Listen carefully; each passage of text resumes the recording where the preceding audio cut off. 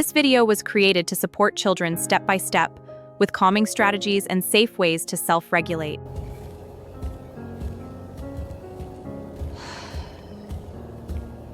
When I feel upset, angry, worried, or too full inside, I can calm down step by step.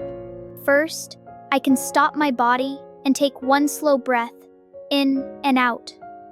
In, out, in, out. Next, I can count until 2 and take deep breaths. 1, 2, 1, 2. Sometimes, if it still feels too hard, I can go and ask for help. I need help, please.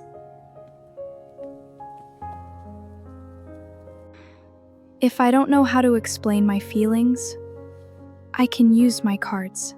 When I feel sad, worried, or too full inside, I can do different activities to calm down step by step. Thank you for watching. If you think I can help other children, please like this video.